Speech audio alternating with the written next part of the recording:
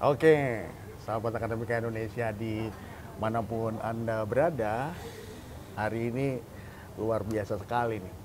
Saya di tengah-tengah suasana hujan yang datang pergi di hari ini.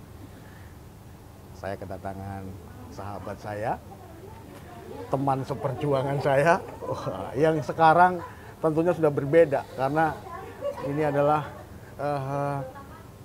tokoh pemerhati rumput laut. Beliau adalah Mas Budi Yulianto. Apa kabar? Kabar baik, sehat selalu. Alhamdulillah ini kita bisa ketemu lagi nih Mas Budi. Terakhir kita ketemu itu waktu itu di bandara ya? Ya, di bandara di Makassar. Makassar ya. Nah, Ini saya waktu itu sahabat Akademika Indonesia lagi transit dari Papua ya itu ya? Ya. Dari Papua, wah disamperin sama beliau. Beliau ini adalah Direktur Jasuda. Ya. Jaringan sumber daya. Jaringan sumber daya. Kali ini kita mau berbincang-bincang tentang bagaimana memberdayakan petani dan pelaku UKM khususnya yang berbasis komoditi rumput laut. Ya. Boleh dikenalkan dulu sama sahabat Akademika Indonesia. Oke, Mas Tris. Baik, Mas Tris, terima kasih banyak atas kesempatannya yang diberikan ke saya untuk bisa mengenalkan Jasuda dan aktivitas saya nanti. Hari ini memang hari yang spesial buat saya. Banyak modul sudah keluar dari beliau tentang ini hari ini ya. Besok terakhir ya di sini ya? Masih sampai Kamis sebenarnya. Masih Kamis. Tapi yang untuk ya membuat modulnya sampai Kamis. Sampai kita Kamis. Buat cepat ini hari ini. Sampai ini terus nanti mau ke mana Pak Budi? Ke Jakarta. Ke Jakarta. Ya, ada meeting memfasilitasi multi stakeholder ya untuk rumput laut nasional. Tetap industri rumput laut agar bisa lebih maju lah nantinya. Oke. Nah, mana Gitu. beruntung sekali kali ini kita bisa ngopi bareng, ngobrolin inspirasi, terutama bagaimana membangun kemitraan di komoditi rumput laut. Mulai kapan sih Mas Budi? Mulai ini? Iya, waktu saya mulai berkecimpung di bidang rumput laut sebenarnya kita mulai tahun 2005 ya. 2005? Iya, tepatnya November ya. Waktu itu saya ingat masih belum mengetahui atau mengerti tentang rumput laut. Saya ikut saja dalam satu proyek ya. Namanya proyeknya IFC Pinsa, yaitu pengembangan rumput laut di Indonesia Timur. Itu mencakup 5 provinsi. Ya. Indonesia Timur, semuanya ya? Semuanya. Karena memang potensinya ada di sana ya? Betul sekali. Oh, di 5 provinsi? Iya. Berarti proyek internasional dong Mas tuh? Ya, ini di bawah proyeknya International Finance Corporation. IFC? Iya, IFC. Itu grupnya World Bank ya. Ini salah satu stakeholdernya World Bank ya? Ya, itu salah satu grupnya World Bank ya, tapi untuk fokus ke financing untuk industri ataupun untuk SME ya. Kebetulan proyeknya lebih banyak membantu SME untuk pengembangan SME di Indonesia Timur ya. Dan saya kebetulan fokus di rumput lautnya. Rumput laut. Ya. Jadi dimulai dari proyeknya IFC. Ya. Berapa lama itu proyeknya IFC? Wah, waktu itu saya masuk sih bulan November 2005 sampai Juni 2008, jadi 3 tahun lah. 3 tahun didanain oleh IFC. Ya, ada proyek itu, kemudian kita melihat itu inisiatif yang bagus ya, karena banyak mengembangkan rumput laut, usaha untuk masyarakat pesisir yang tidak mampu sehingga punya pendapatan. Ya. Kemudian kita lihat ini potensinya bagus ke depan ya. Kemudian kita lanjutkan sendiri. Oh, akhirnya setelah dibiaya proyek selesai, dilanjutkan sendiri. Lanjutkan sendiri. Jadi 2008 Juli itu tim kami membuat PT ya. Namanya PT Jaringan Sumber Daya tadi. Jasuda ya. Hadiah ulang tahun dong. Atau memang pas ulang tahun? Ya, kita lebih melihatnya apa ya, itu sebuah momen yang penting karena kita nggak mau kehilangan apa yang sudah kita tanam dan kita develop ya di Indonesia Timur. Ya, selesai proyek kita nggak mau itu terputus. Ya. Kita lanjutkan sendiri. Oke. Dan itulah dimulai. Ya. Pertanyaannya sekarang Mas Budi, kenapa rumput laut? Nah, ini yang menarik Mas Riz. Ya, kalau kita lihat rumput laut sebenarnya tidak banyak orang tahu ya. Ternyata manfaatnya luar biasa. Banyak sekali ya. Jadi misalkan kalau kita bicara dengan masyarakat pesisir, kita mengenalkan mereka berbudidaya, membudidayakan rumput laut dalam waktu 1,5 bulan. 1,5 bulan? Sudah bisa panen. Oh, 1,5 bulan iya, bisa panen? Dari kecil? Iya, mulai dari membibit, ya, pemeliharaan, pengeringan, ya, dijual langsung di desa. Udah banyak pembeli yang menanti. Ya. Jadi lebih mudah menjualnya itu ya. Mantap sekali nih Mas Budi. Nanti saya izin ya buat sahabat Akademika Indonesia, di podcast kita ini saya cantumin video-video tentang membudidayakan rumput laut. Biar lebih visualisasinya. Nanti ada film-filmnya saya kasih. Siap. Oh, jadi memang potensinya gede. Iya, potensinya besar. Ya. Dan di Indonesia, kebanyakan di Indonesia Timur. Iya. Kalau secara dunia bagaimana nih Mas Budi, rumput laut itu? Kalau secara dunia kita melihat dari global market ya. Jadi ini juga salah satu visi didirikannya Jasuda ya. Kita ingin menghubungkan petani usaha kecil ya, di rumput laut itu terkoneksi, petani produksi ya, terkoneksi dengan pengusaha kecil ya, sampai terkoneksi dengan global market ya, secara efisien, etis, ya, berkelanjutan dan transparan. Untung juga ya pasti. Ya pasti untung lah. Kalau nggak untung nggak berbisnis kita. Berarti inland dong dengan hilirisasi yang sedang digaungkan oleh pemerintah kita sekarang. Iya, ya. Dari dulu kita memang mendorong untuk melakukan peningkatan nilai tambah ya. Karena dari awal kita mencoba meningkatkan produksi. Ya, setelah produksi kita jadi nomor 1 penghasil rumput laut tropis dunia. Tapi kita lihat nilai ekspornya masih rendah. Secara volume kita paling tinggi, tapi nilai ekspor kita rendah. Nah, itulah muncul industrialisasi, hilirisasi, banyak pabrik rumput laut yang didirikan ya. Cuma sekarang kita masih juga ingin meningkatkan nilai tambahnya karena tidak hanya terputus hanya di karaginan atau tepung rumput laut. Kita mau juga untuk yang lebih tinggi value-nya ya, ya gitu ya. Luar biasa nih, mulia nih Jasuda nih ya. Aduh. Jadi pengen kapan-kapan main ya Mas saya. Boleh. Silakan Mas Riz, nanti kalau ke Makassar kita jalan ke pesisir ya. Saya pengen pengen lebih tahu nih tentang bagaimana masyarakat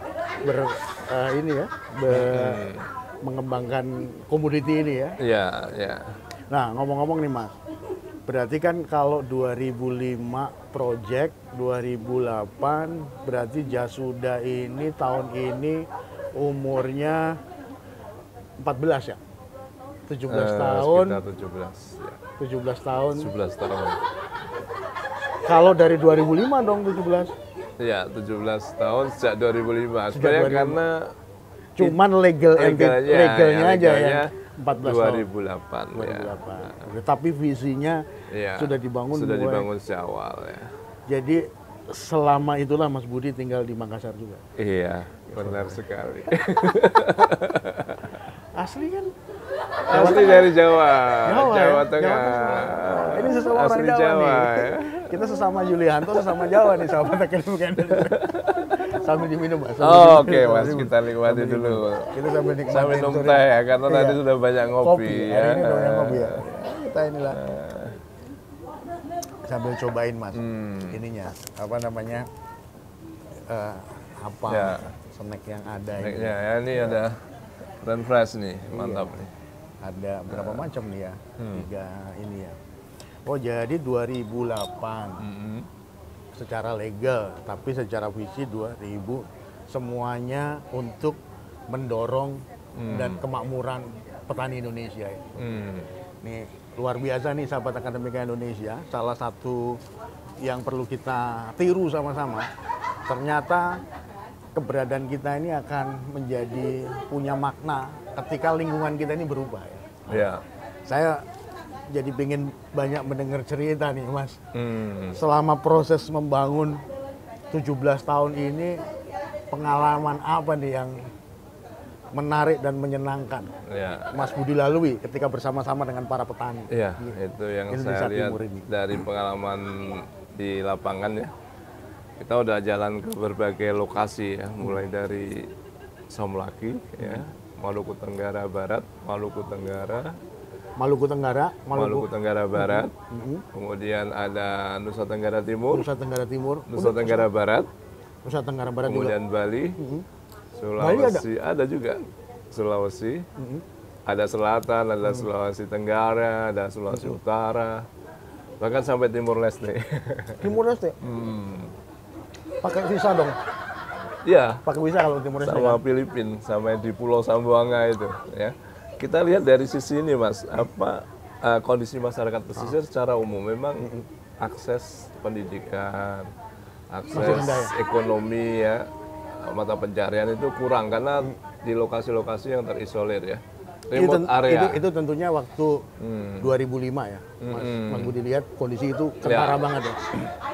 Jadi tidak ada listrik atau kalaupun ada hanya 6 jam aja sehari, air bersih kurang ya.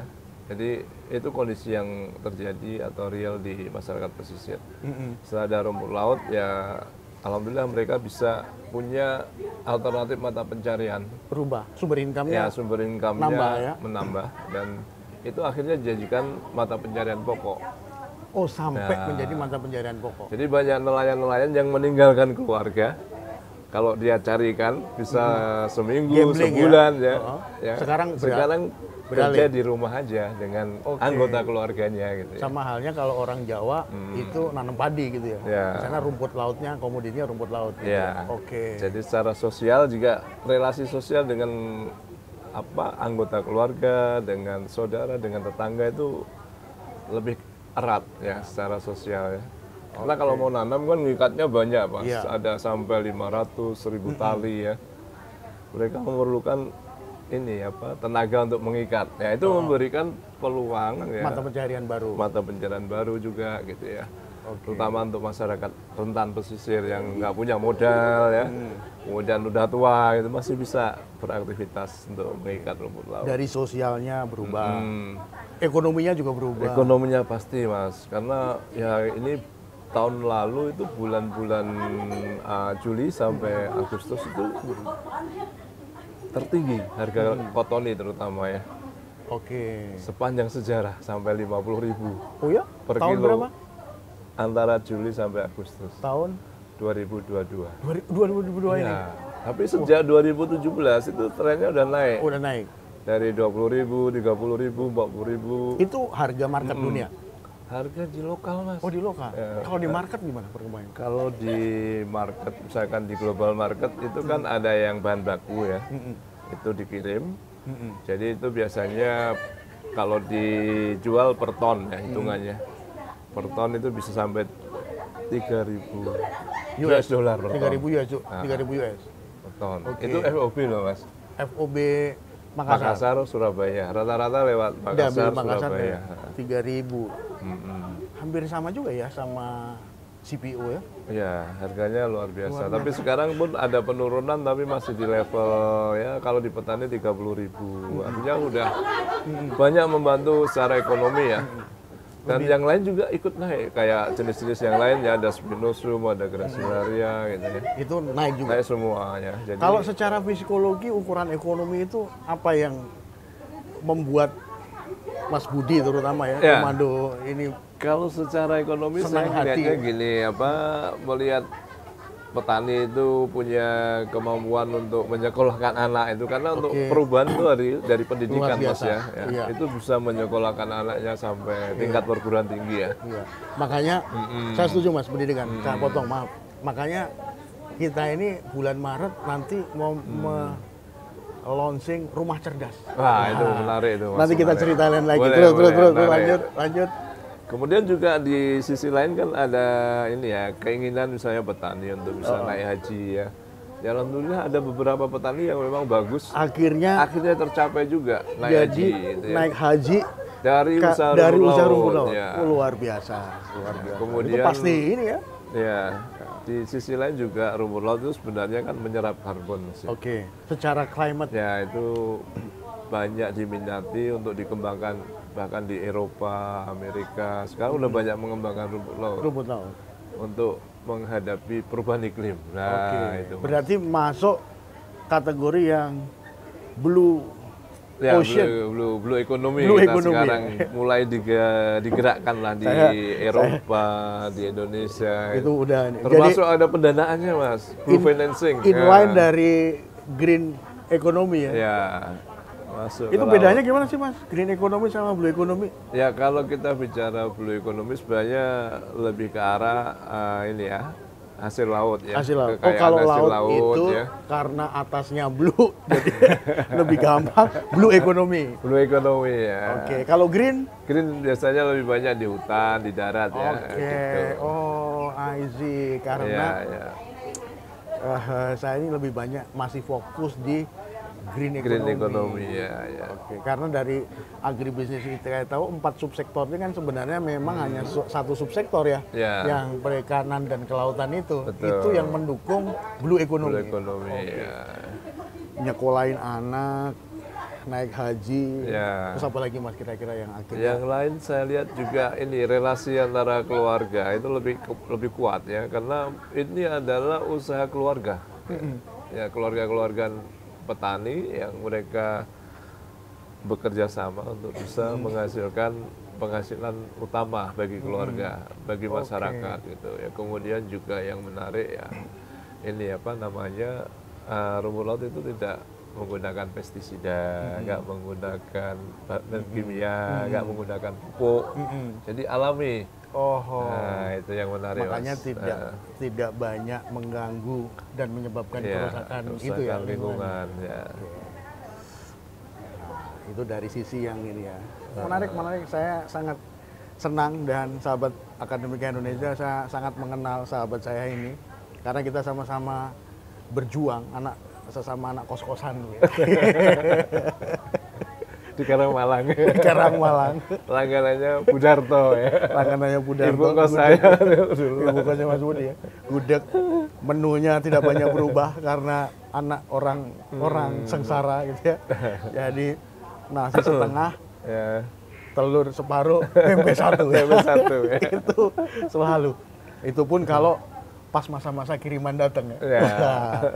Terus apa nih susahnya Mas? Ya, susahnya sebenarnya kalau di petani masyarakat pesisir memang dari sisi kultur atau budaya kita harus paham budaya Oke, antar budaya pesisir lokal ya. itu beda-beda, Beda-beda. Mas, beda. Beda. Antara petani di Rote, di Semau, kemudian di Buton ya, di Bali, Itu gaya di komunikasinya beda, Makassar beda, harus beda. kebiasaannya Ya, beda. kita harus punya apa namanya ikatan emosional, relasi yang kuat dengan masyarakat pesisir. Jadi ya. membangun ya. Membangun Paling ikatan tidak itu ya. kita harus mau tinggal lah di sana. Oke. Selama seminggu. Lama pernah tinggal di sana? Saya pernah tinggal di Semau, Mas. Wah, Semau. Pulau Semau itu di Kupang itu naik perahu ke Oke, sebentar. ada Kupang, sekitar 31 jam lah. 30 Dari Kupang, ya. menit sampai Ya, 1 jam. Ya, waktu awal belum ada ferry atau belum ada kapal Jadi cepat. naik toh. apa? Kapal kayu. Kapal kayu. Kapal Oke. kayu.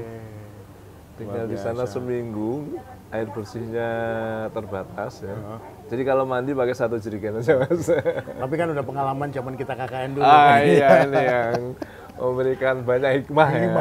Benar, memang mata pelajaran kuliah kerja nyata itu Ya, memberi makna ya. betul. Kalau sekarang itu anak-anak SMA itu live in. Ya, Sekarang udah dibangun anak-anak SMA itu live in. ya. Bahkan kalau model sekarang kerja bener ke magang. Magang betul. Oke. Terus jadi pernah di sana. Ya pernah tinggal di situ, kemudian ya kita ini apa langsung berinteraksi dengan masyarakat ya Oke. selama seminggu. Kemudian lagi ada program lanjutan lagi ya, paling enggak kita setelah program selesai tetap berkomunikasi. Jadi kita terbuka dengan petani-petani dari berbagai daerah di Indonesia. Jadi sebenarnya kalau kita mau memberdayakan petani itu selain pengetahuan teknis lebih juga pengetahuan ataupun keterampilan membangun hubungan secara lokal tadi itu. Betul. Oke. Ya. Waduh, dan itu semua udah dilalui ya Mas? Udah kita lalui. Akhirnya bisa menikmati kesenangan-kesenangan tadi ya? Ya, memang dinamika kemudahan tantangan itu kita jadikan sebagai hal yang menarik bagi kita ya. Agar kita lebih kreatif, ada inovasi gitu ya. Oke. Itu yang menarik. Ya. Sambil ini Mas, tapi ini nggak ada rumput lautnya sambil ini Mas, sambil nikmatin apa ya. Ini termasuk seneng juga ini apa namanya bawang. Bawang ya. Bukan ya, bukan bawang nih. Bukan onion ring ya ini ya. Oh cumi. Oh ya ya. Kalau ini jamur kayaknya. Oke. Jadi berarti peran Jasuda itu membangun kemitraan ya. Betul. Kemitraan semua stakeholder yang ada berkaitan dengan komoditi rumput laut. Jadi Jasuda itu fokusnya hanya sebagai service provider. Jadi bagian stakeholder lah ya. Ya, kita membangun atau mensupport semua pelaku usaha rumput laut dari hulu sampai hilir. Ya, termasuk juga beberapa organisasi ataupun NGO ataupun pemerintah yang tertarik ataupun mereka masuk di industri rumput laut. Pendanaan, ya, asuransi, mulai dari asesmen lokasi budidaya, bagaimana menanamnya, memelihara, panen pasca panen, akses ke pasar, kemudian membangun pabrik. Jadi semua ya. Ya, kemudian fasilitasi pasar ke luar gitu ya. Termasuk riset juga loh Mas. Oh ya? Ya, kalau riset tentu ada lembaga yang mendanai ya. Ada kerjasama istilahnya ya. Jadi kita kerjasama dengan Queensland University, dengan UNHAS, termasuk dengan UGM Mas. Dengan FTP tentunya kan. Ada ya. Kita kirim banyak sampel-sampel rumput laut untuk diteliti, dianalisa ya. Kandungan bioaktifnya, nutrisinya, sehingga bisa dimanfaatkan untuk pangan, untuk ya istilahnya produk-produk yang bernilai tambah nantinya. Itu semua dilakukan? Ya, kita lakukan. Luar biasa ini, waduh. Jadi semua, jadi mempererat semua stakeholder ya di Jasuda ini. Kongrat lah Mas, saya senang sekali bisa punya waktu ini.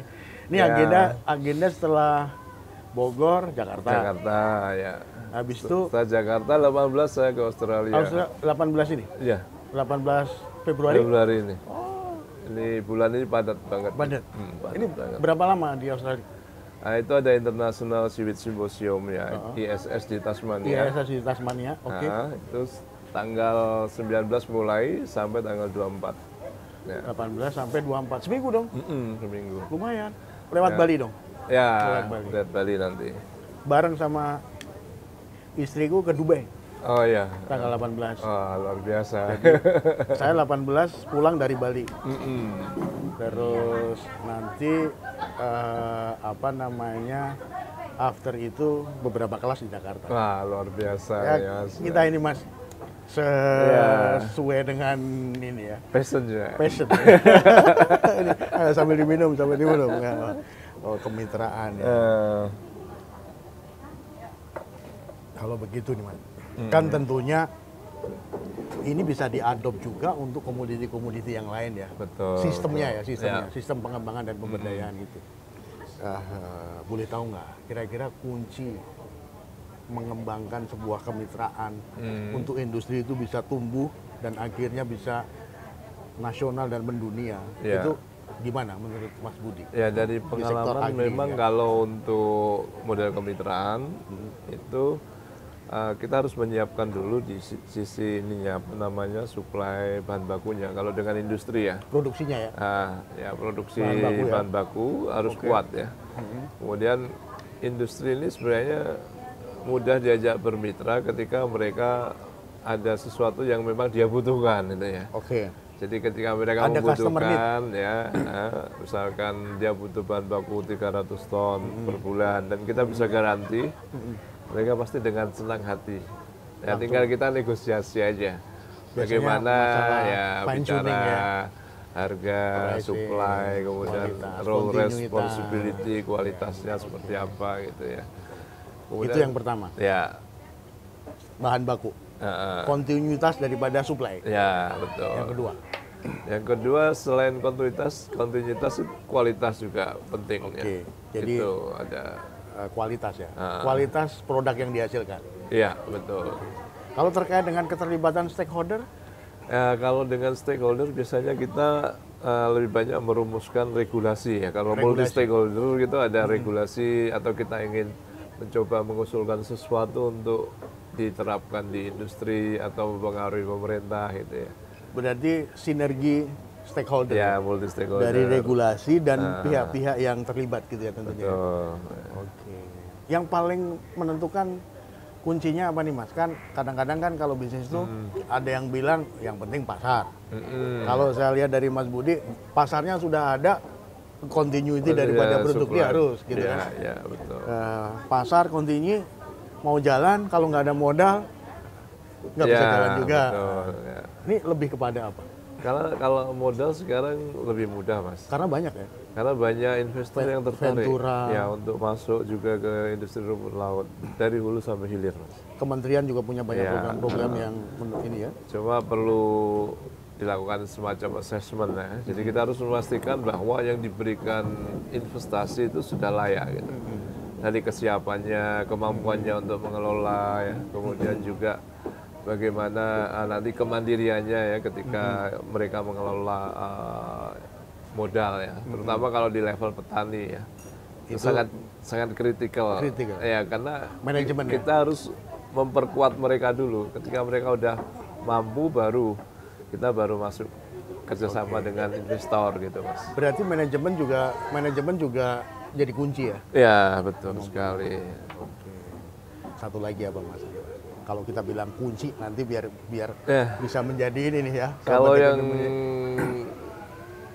berikutnya yang paling penting itu inovasi. Inovasi. Oke. Ya, karena tanpa inovasi kita akan selalu kalah dan tertinggal dalam persaingannya. Jadi harus bisa punya uniqueness ya, diversifikasi produk. Betul. Kalau rumput laut itu selain untuk fungsinya kan selain untuk sayur, itu untuk apa aja Mas yang paling fungsinya banyak ya. Kalau kita belajar dulu waktu kuliah, ada pohon industri ya. Kuliah yang bolosan.